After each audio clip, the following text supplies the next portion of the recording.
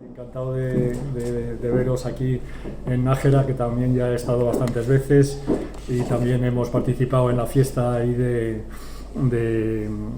centro de Piqueras con los rebaños que vinieron aquí a Briva de Cameros precisamente, etcétera. Entonces, lo que voy a hablar hoy pues es un poco relacionado también con el cambio climático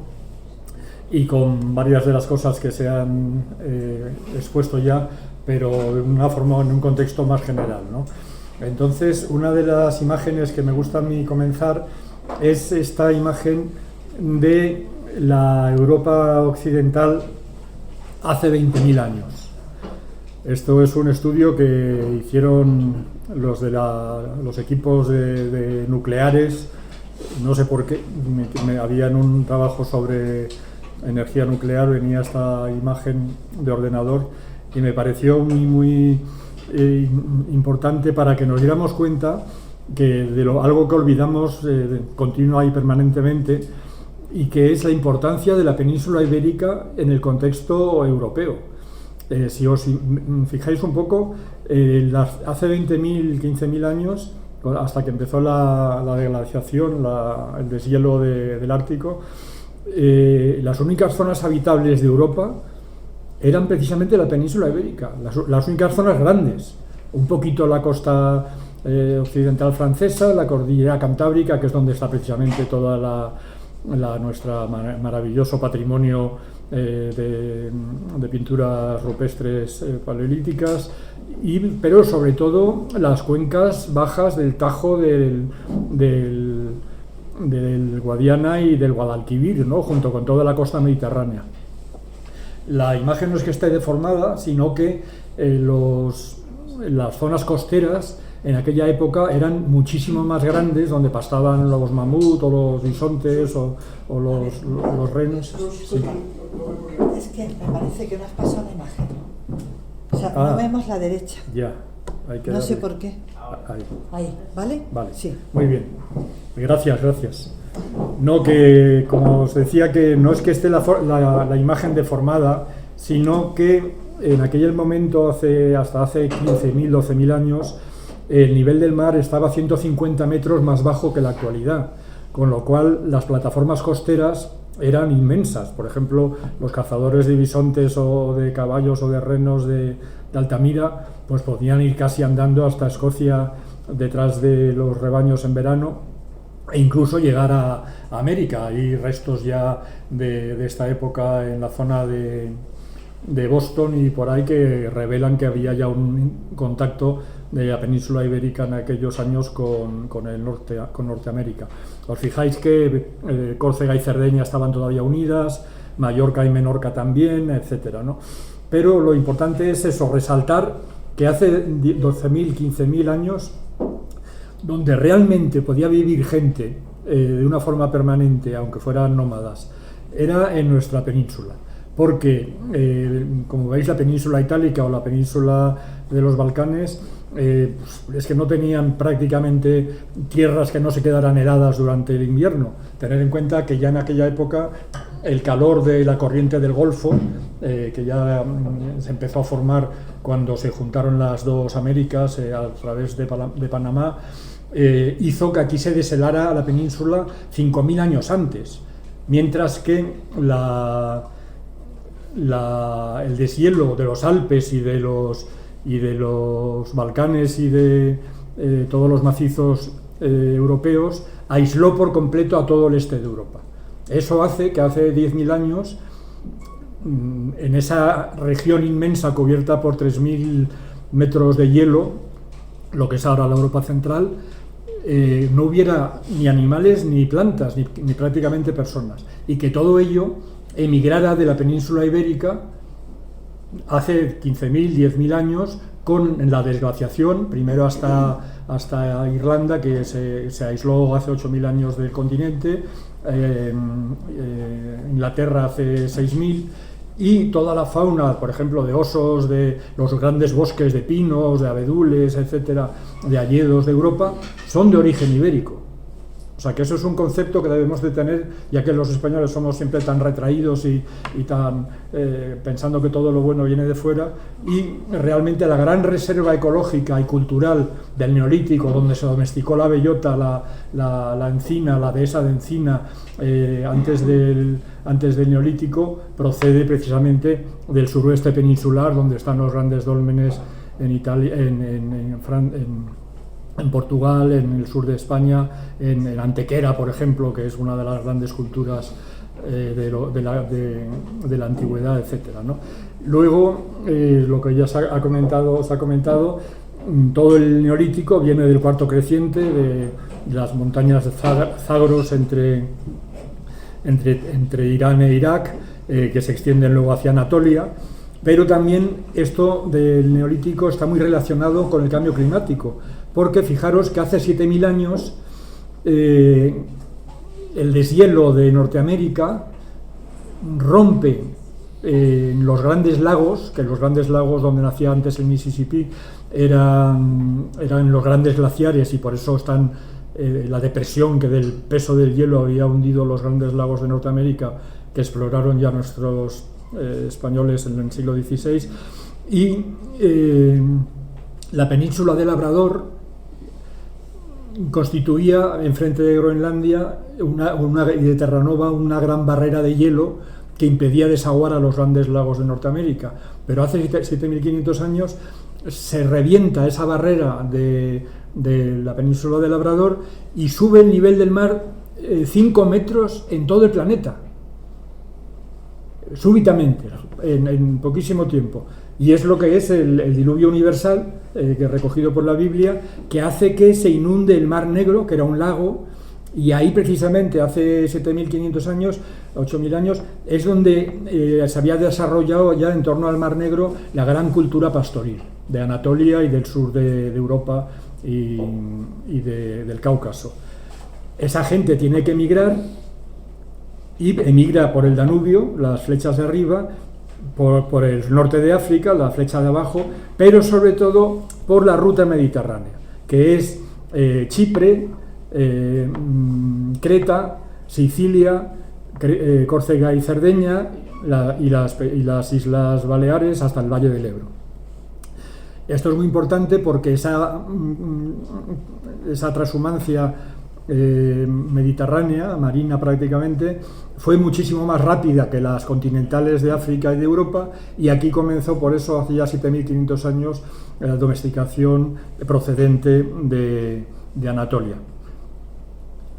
Las grandes manadas de animales salvajes, pues como los bisontes o los caballos salvajes, etcétera, que todavía se reconocen en las estepas africanas, en las sabanas africanas, son sustituidas a partir de entonces por las grandes manadas de herbívoros domésticos, las vacas. Aquí, por ejemplo, es una ganadería de vaca brava que va desde Vilches de Jaén hasta las montañas de Albarracín, en Teruel, y aquí ya vemos varias razas autóctonas: la vaca brava, las berrendas en blanco, en colorado, el caballo, etcétera. Y todo estos paisajes del Mediterráneo, desde la época de la glaciación, conservados hasta ahora gracias a la transhumancia, que la transhumancia lo único que ha hecho ha sido conservar los movimientos de la fauna salvaje con especies muy análogas a las que había antiguamente. En el caso del caballo, la vaca o la cabra, pues prácticamente idénticas, y en el caso de la oveja, pues sería parecido a las saigas o parecido a algún otro herbívoro exterminado ya en Europa Occidental. Pero el resultado es unos paisajes que ocupan una docena de millones de hectáreas en el suroeste peninsular de España y Portugal, valle del Ebro, del Duero, del Tajo, del Guadiana y del Guadalquivir, que conservan una de las mayores biodiversidades del mundo. Más de 40 plantas de flor por hectárea, por metro cuadrado, 40 especies distintas por cada metro de cuadrado. Eso es la mayor riqueza de plantas herbáceas del planeta. Y eso está asociado a unos bosques mediterráneos, encinas y alcornoques, que el hombre ya desde antes del Neolítico aprovechaba sus bellotas para alimento, para hacer pan, para, por ejemplo, el alcornoque, que también sus cortezas sirvieron para hacer las primeras chozas antiguas. Todavía Alfonso XI, cuando visita la Virgen de Guadalupe en la Sierra de las Villorcas de Cáceres, todavía encuentra la ermita hecha con panas de corcho, y cuando gana en la batalla del Salado a los moros, pues dota al santuario, que hoy día es una referencia de la hispanidad, ¿no? El monasterio de Guadalupe, y con más de 100 nombres de Guadalupe en todo el planeta. Pero la clave de todo esto es la domesticación del bosque mediterráneo a través de la mejora y la selección genética de las bellotas dulces, que también están ligadas a la fauna salvaje. Por ejemplo, hay una crónica del condestable de Montizón en Sierra Morena, entre Jaén y Ciudad Real, que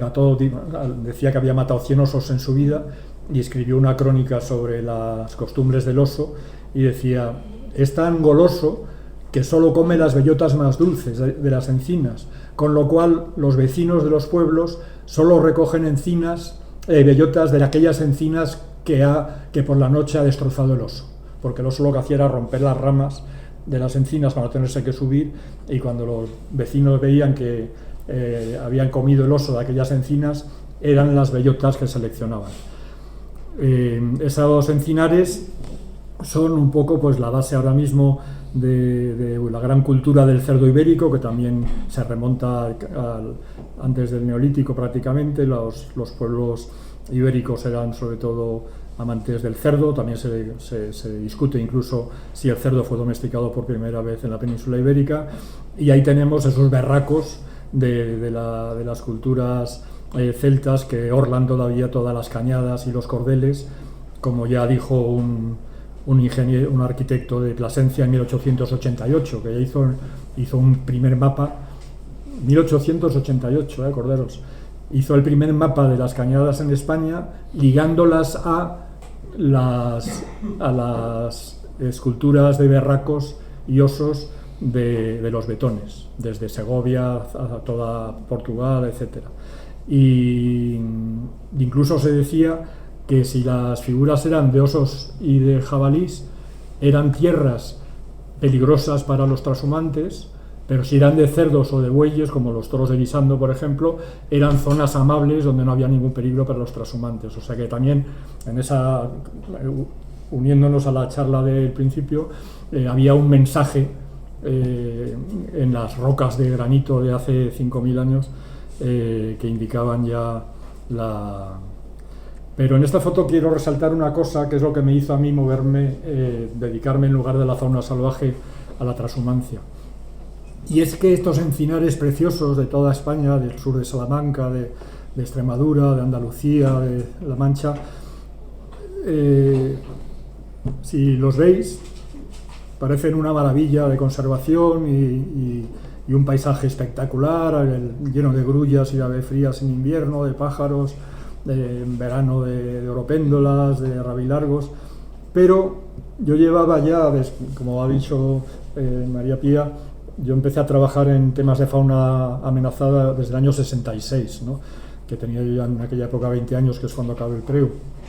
Luego ya no seguí ningún estudio. Y a mí me reconcomía que no había renuevos de las encinas. Cada vez porque al principio yo me movía en coche de línea, en autostop, no había todavía casi carreteras en los años 60 en España, o muy pocas, solo las principales, muy mal comunicadas, pero todo el mundo te cogía. Había muchos camiones que iban y venían, y si hacías dedo enseguida te cogía todo el mundo. Y yo iba viendo por las ventanillas de los autobuses y los camiones, digo, pero si es que no hay árboles jóvenes, ¿no? Y además todos los árboles, si os fijáis en esta imagen, que es general de todo el suroeste ibérico, son todos de una edad parecida, ¿no? Con 100 años, 80 años, 150 años. ¿Qué pasó a finales del siglo XIX, principios del XX, para que no hayan nacido prácticamente árboles jóvenes en todo el oeste peninsular en los últimos 100 años? Pues dándole vueltas a eso, llegué a la conclusión de que había sido el tren, que fue cuando apareció el tren en 1890, 2010, ya se cerró completamente la línea Huelva, Mérida, Salamanca, Astorga, o Cáceres, Palazuelo, Empalme, que era Plasencia, Madrid, y de Madrid a Cuenca, y en Salamanca, Burgos, Soria. ¿Y qué influencia tuvo el tren en la desaparición de los árboles? Pues que hasta ese momento, principios del siglo XX, 1910, prácticamente todos los ganados iban andando a las montañas en verano, porque se secaba el campo en abril. A finales de abril, principios de mayo, las dehesas se arrendaban siempre hasta el día de San Jorge, San Marcos, que es el 21 o el 25 de abril, y los animales iban con toda su lana, lógicamente, porque la lana transportada en carros o en mulos era mucho más cara y más difícil de llevar. Todas las 3 millones, 4 millones de ovejas que se movían en la península llevaban su lana hasta los esquiladeros del norte, de Béjar, de Segovia, de Ávila, de Soria, de Burgos, porque allí además había mucha más agua abundante para lavar la lana, que era un producto en cierto modo tóxico, porque tiene muchísimas grasas y suciedad, estiércol, etcétera, que contaminaban las aguas, y además porque la lana, una vez lavada, estaba a salvo de la polilla, porque ya se conservaba en zonas altas, sobre todo se acumulaba desde el siglo XIII-XIV en las laneras del páramo de Masa, de forma que se podía exportar desde Santander o desde Castrurriales o Laredo o los puertos vascos hacia Flandes y hacia Inglaterra, y era el gran comercio español durante muchísimos siglos, ¿no? Y el gran monopolio español de lana fina. Pero en cuanto apareció el tren, ya los rebaños no podían ir en abril a la montaña, porque en abril estaba nevada. Tenían que esperar hasta mediados de junio, que es cuando ya se ha quitado los hielos, la nieve, los fríos de Castilla y León ahora, Castilla la vieja antigua, y faltaban todavía 15 días para que creciera la hierba. Una vez que se deshelaba el campo, la hierba también tenía que desarrollarse y crecer para que el ganado no la destrozara con las pezuñas y con la boca, ¿no? Con lo cual, la trashumancia de abril y principios de mayo pasó a realizarse a mediados de junio, para llegar a los puertos por San Juan y por San Pedro, que eran las fechas tradicionales, y en lugar de esquilar arriba, se empezó a esquilar en los orígenes, ya en abril-mayo, y a mandar la lana en tren. Luego eso ya evolucionó, que en lugar de trashumar, pues se podía traer el forraje, la paja de Castilla, los cereales, los piensos, a las zonas de origen, y todo eso dio lugar a una enorme densidad de ganado durante primavera y verano en las zonas del sur, en detrimento de las montañas del norte, y por tanto a la destrucción de todo el renuevo del arbolado, a la destrucción de los pastizales, que ya no tenían capacidad de regenerarse al comerse el ganado todas las semillas y todas las flores, y a compactar el suelo con el pisoteo de millones y millones de cabezas, pastando en ecosistemas que antes quedaban libres durante 6 meses al año en la época de calor. El ejemplo fundamental del pastoreo trashumante ha sido la oveja merina, que ya en la Edad de Bronce era típica en España. Lo que hemos visto por ahí, exvotos y demás, ya eran típicos del merino, aunque luego se ha dicho que lo habían traído los árabes, aunque puede que sea que ciertamente que fuera la oveja blanca, la lana blanca, la que trajeron los bereberes del norte de África, pero la tipología del merino es típicamente ibérica, es una mutación ligada a la oveja genéticamente. Y ahí tenemos una de las formas habituales de conservar las dehesas. Ahí tenéis una dehesa de Alcornoque en el Parque Nacional de Monfragüe, que era el redileo, el mover todas las noches el rebaño de ovejas a lo largo de toda la dehesa para matar el matorral. Ya veis que la zona que no está redileada está llena de monte bajo, serían jaras, serían cantuesos, serían labiérnagos, serían, en fin, la enorme variedad de matorrales y y arbustos que tenemos en España, pero que con la fertilización tradicional se iban controlando por el pisoteo y el estiércol, y con ello además se fertilizaba el suelo. Nuestro país está muy afectado por la erosión, más del 40% tiene procesos erosivos graves de más de 10 toneladas por hectárea y año, y el ganado precisamente es la única forma de luchar contra la erosión, porque la erosión va por la fuerza de la gravedad desde lo alto de las laderas y de las montañas hacia los valles, mientras que el ganado hace lo contrario, va desde los valles hacia lo alto de las laderas y las montañas, con lo cual va fertilizando de una forma gratuita e incluso rentable con el cordero y la lana y la leche las zonas altas. Cada 1000 ovejas, según los estudios de la Universidad Autónoma de Madrid, transporta diariamente 3 toneladas de estiércol, distribuye 3 toneladas de estiércol, que a su vez está cargado con 5 millones de semillas. O sea, fijaros que diariamente un rebaño de 1000 ovejas, que es un rebaño tradicional trashumante, de 1000 madres, puede transportar diariamente 5 millones de semillas a lo largo de cientos de kilómetros y fertilizar el terreno con 3 toneladas de estiércol de altísima calidad de las hierbas y flores que ha comido durante el día.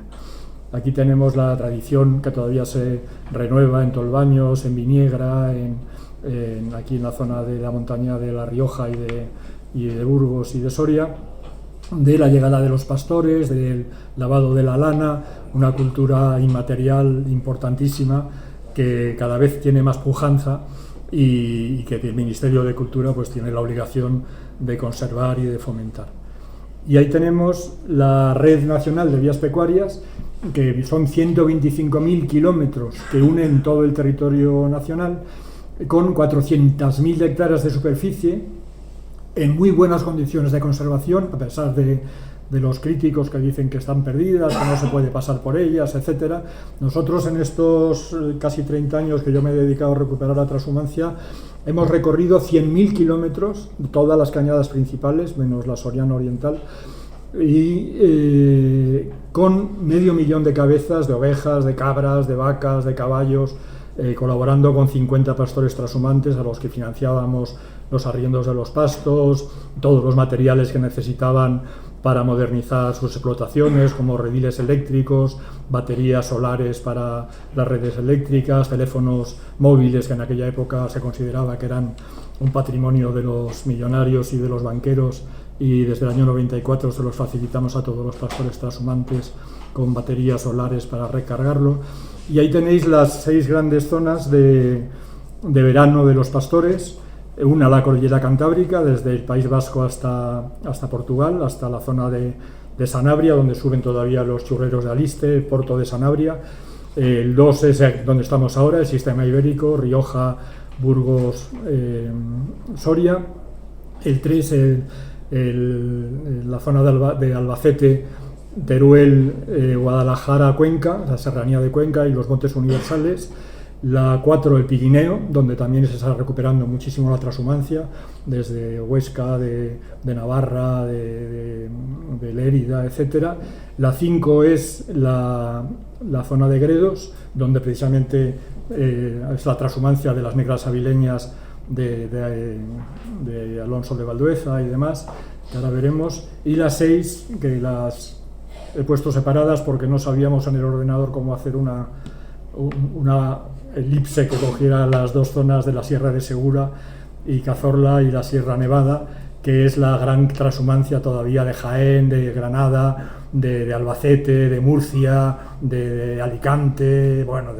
es una maravilla ese macizo de la cuenca del Guadalquivir y del Segura, ¿no?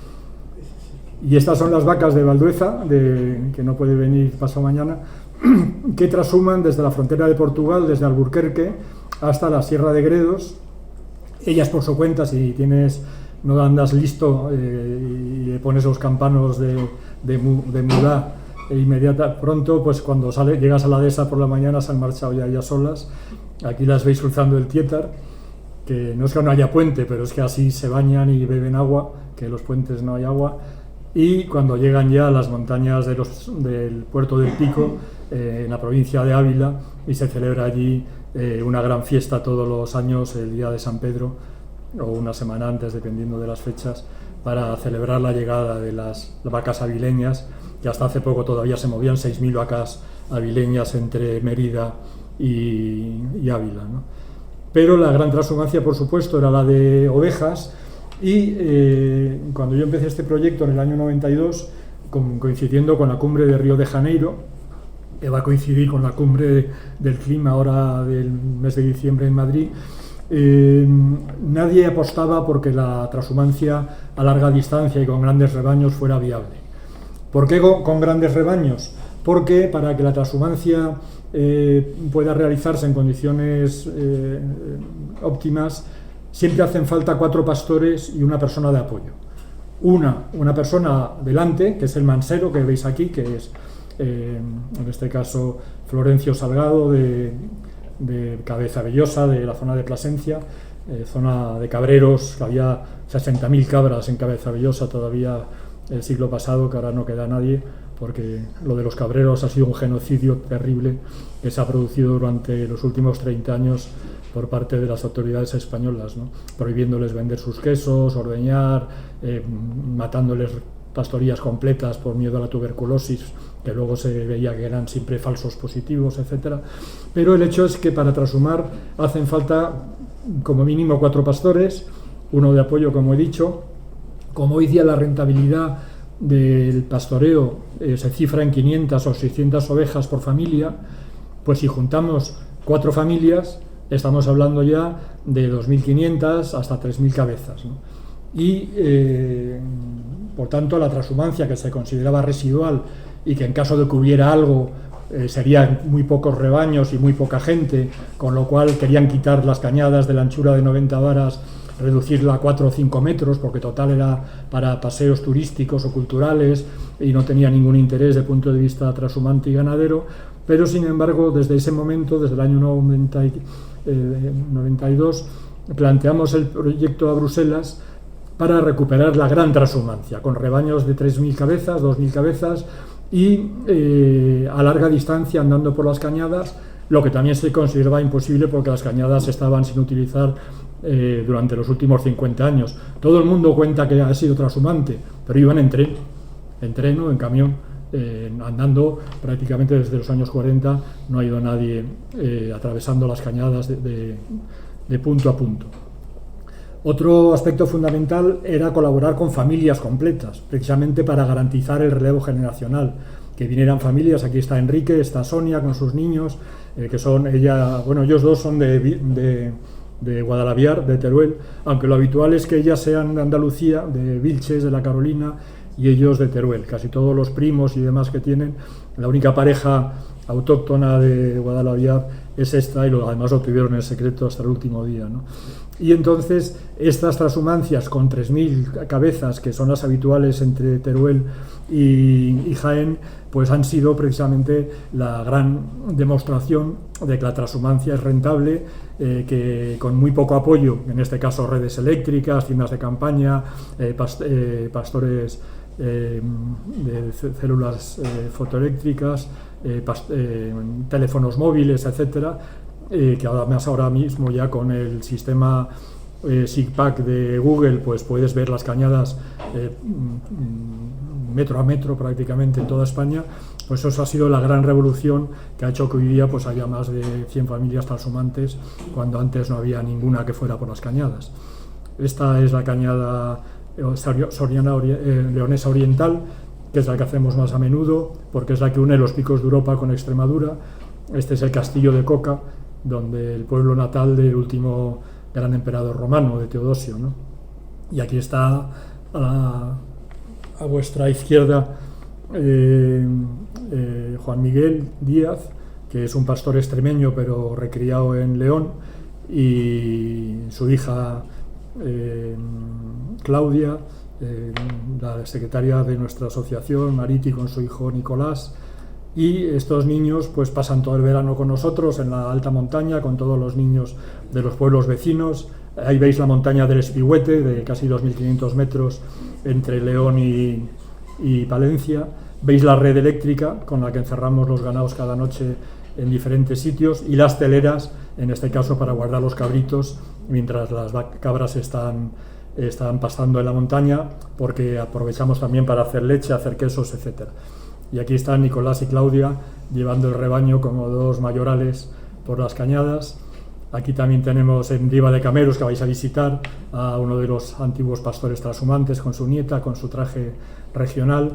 Esta es una niña de las Viñegras que al pasar por mitad del pueblo se metió dentro del rebaño. Curiosamente las ovejas se espantan de la gente y de los perros, pero de los niños no. Y al salir del pueblo vino la madre a buscarla y no hubo forma de apartarla. Y vino con nosotros todo el día. Aquí estábamos todos comiendo y ella ahí le preparamos una varita a su tamaño, y ahí estaba ya embelesada, como pasa con casi todos los niños cuando cruzamos ciudades o pueblos, embelesada durante todo el día mientras nosotros estábamos comiendo, y ya a la tarde pues la bajamos a su pueblo con la familia, porque claro, ya eran palabras mayores que durmiera con los pastores. Esta es la subida de los rebaños por el río Esla arriba hacia el puerto de San Glorio. Esta foto es del año 94, fue la segunda gran transhumancia que hicimos. La primera fue a Sanabria, atravesando por supuesto Salamanca, Ciudad Rodrigo, Zamora, Plasencia, hasta San Glorio. Y este rebaño fue muy importante porque fue el que, como era el año 94 y ya estaba la ley de vías pecuarias en las Cortes, fue el primer rebaño que pasó por el centro de Madrid también en muchas décadas, que parecía una cosa imposible poder atravesar Madrid por la Puerta del Sol, por la calle Mayor, por la Cibeles, por la Puerta de Alcalá, pero este rebaño de un ganadero de Ávila, de Cesáreo Rey, de Navacepedilla de Corneja, al lado de Piedrahíta, fue el primero que atravesó Madrid, y desde entonces ha mantenido ya la tradición de pasar Madrid todos los otoños con un gran rebaño, ¿no? Este es el puerto de Pandetrave, al que subía el rebaño. Ahí veis la caseta dentro del hayedo de Pandetrave, ya en el concejo de Valdeón. El concejo de Valdeón es cuenca del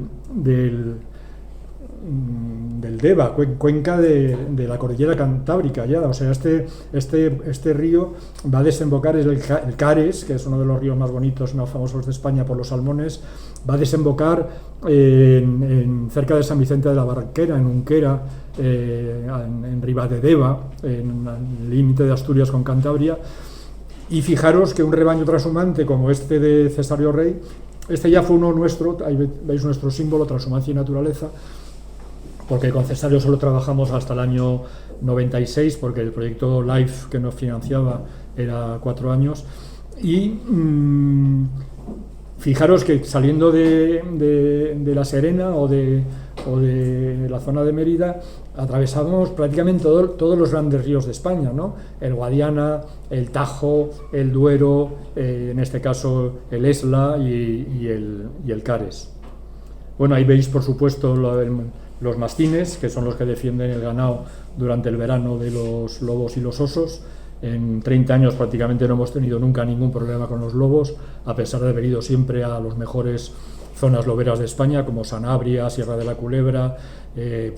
toda la zona de Leitariegos, los puertos de Somiedo, los puertos de Bavia, los puertos todos los de León, de aquí León Occidental, Palencia, por ejemplo Brañosera, que cumple ahora los 800 años como primer municipio de España. Estos son los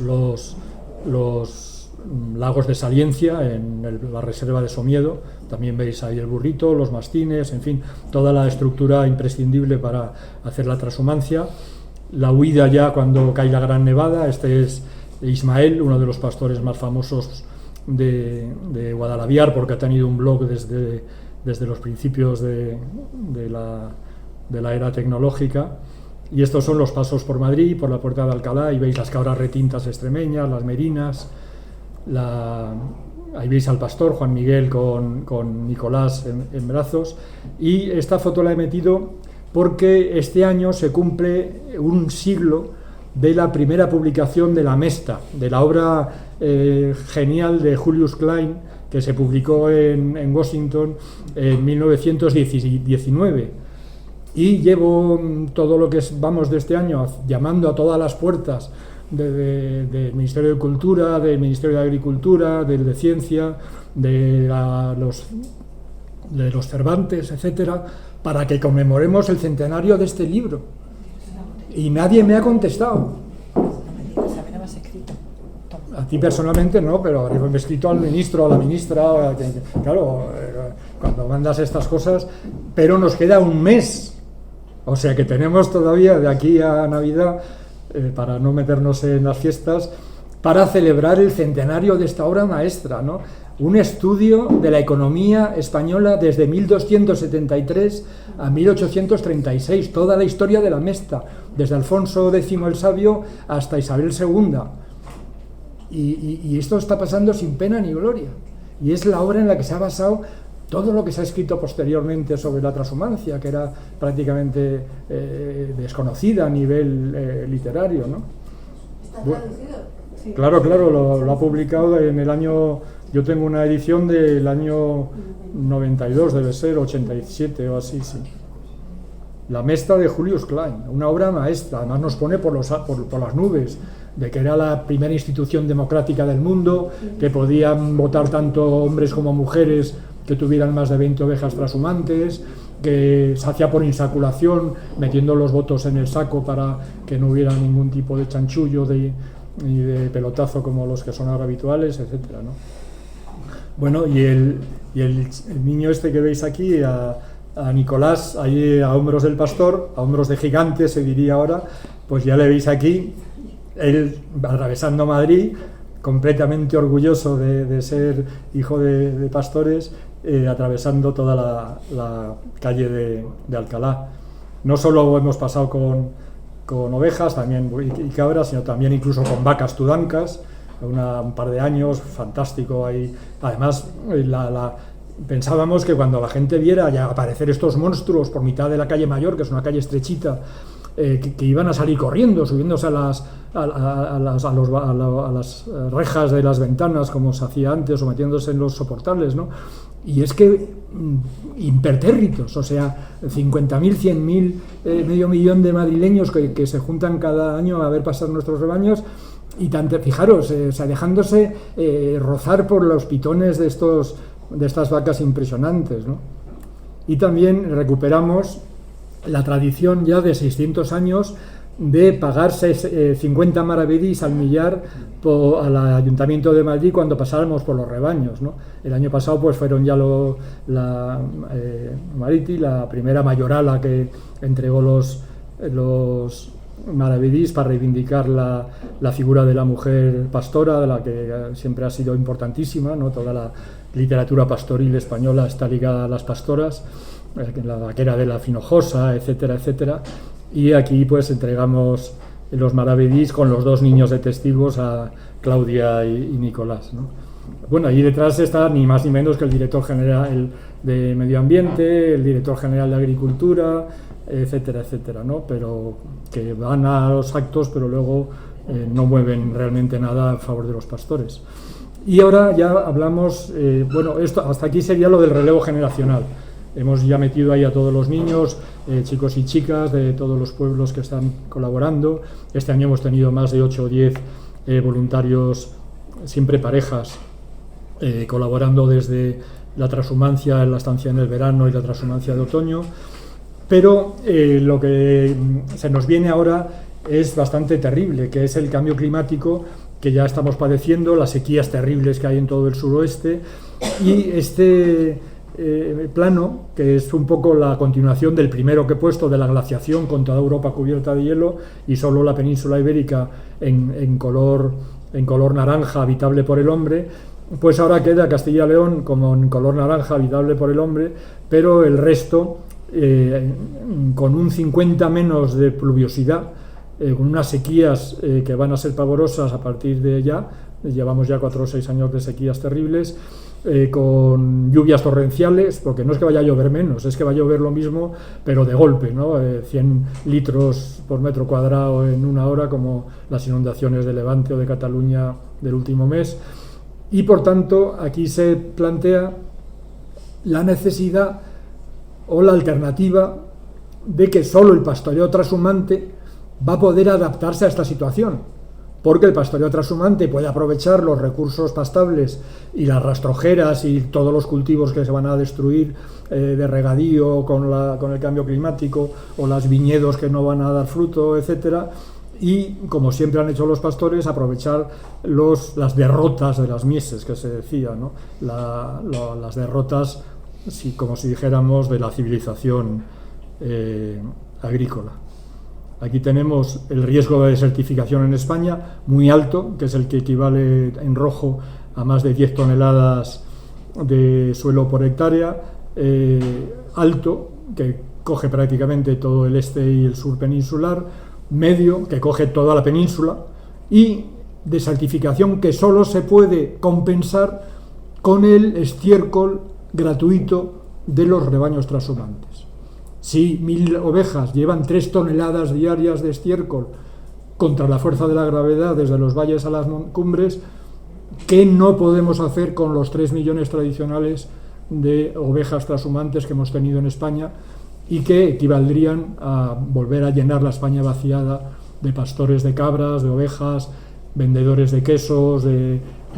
lana de alta calidad, que ya se paga 3 euros el kilo, y que además esos pastizales naturales que gestiona el ganado trashumante son los mayores sumideros de carbono del universo. Ahora mismo cada hectárea de pastizal puede almacenar de 10 a 20 toneladas al año de carbono, que es la forma más rentable de almacenar carbono para luchar contra el cambio climático, pero que además la mitad de los continentes del planeta, la mitad de los continentes solo se pueden aprovechar con ganadería nómada o trashumante. Son las tundras, son las taigas del norte de Europa y de Asia, son las montañas del Himalaya, son las montañas del Cáucaso, las nuestras, para que ir más lejos, del Pirineo, de la Cordillera Cantábrica, de Soria, de Albarracín, de La Rioja, del macizo de la Sierra de Segura, de la Sierra Nevada, son todas las cordilleras de los Andes, son las zonas subdesérticas de África, los desiertos en sí mismo, con dromedarios, con camellos, toda la cultura tuareg tan famosa, viven en el desierto como reyes. Tú llegas mitad del desierto a Tombuctú, por el Níger, yo qué sé, y ahí te encuentras una jaima con una señora guapísima, maquillada, pintada con tules de colorines verdes y azules, y luego un marido embozado dentro de sus turbantes, con 50 cabras siendo felices, ¿no? Hasta que el Boko Haram les asesina por la presión que tuvo Europa contra Libia. Otro tema importante es la subida del nivel del mar. O sea, todo eso, que ya es terrible en sí mismo, se une a la subida de 1 metro prácticamente en este siglo del nivel del mar, que va a inundar todas las zonas más fértiles del valle del Ebro, el delta del Ebro, la Albufera de Valencia, todas las zonas de Murcia, del Guadalquivir, etcétera, con lo que va a suponer desalinización de todos los cultivos y de todas las infraestructuras turísticas y urbanas de todas las costas ibéricas. En Cantabria ya tenemos que reponer todos los paseos marítimos todos los años, porque ayer mismo había un temporal de 6-8 metros de olas de altura, destruyendo las playas, derrumbando los barrancos marinos, los acantilados marinos, etcétera. El tema de los incendios, cada vez que hay un incendio se dice, claro, porque ya no hay ganado. Es que ya no hay ganado, es que antes no había incendios porque había ganado. Bueno, tan difícil es meter ganado. Si tenemos el 50% de los jóvenes en paro, tenemos yo que sé cuántos millones, que cada vez van a más, de gente que no tiene empleo, muchos de ellos de origen rural, que por tanto conocen las técnicas y aman además su forma de vida, ¿no? Entonces también ahí tenemos otra de las alternativas importantísimas para luchar contra la deforestación y contra el cambio climático y contra la desertización a través de la ganadería trashumante. Y uno de los problemas que tenemos, quizá el único grave, es el agua. Hoy día los ríos no los han canalizado, en los arroyos de los pueblos son aguas de depuradora o incluso aguas sin depurar totalmente contaminadas. Las lagunas tradicionales las usan los agricultores para limpiar las cubas de herbicidas y de glifosatos que son cancerígenas. Los regadíos están por todos lados, menos en las cañadas, o sea, atravesamos todo Castilla, por ejemplo, y León, 200 kilómetros de cañadas rodeados de riegos por aspersión y de chismes de esos de regadío, los grandes, no me acuerdo cómo se llaman. Y en cambio en las cañadas los pozos están secos, los abrevaderos están secos, no hay agua, y tener agua cada 5 o 6 kilómetros es la clave de que los pastores trashumantes pierdan ya el miedo a trashumar y se echen a las cañadas. Y otro de los grandes problemas que reivindicamos continuamente es por una ganadería sin fronteras políticas. Ahora tenemos 17 autonomías, cada una con su legislación. Un pastor de Burgos o de Teruel que quiera, por ejemplo, ir a Andalucía, resulta que funcionan de forma diferente los códigos, unos son alfanuméricos y otros al revés, con lo cual no existen, no pueden demostrar que han hecho la transhumancia porque los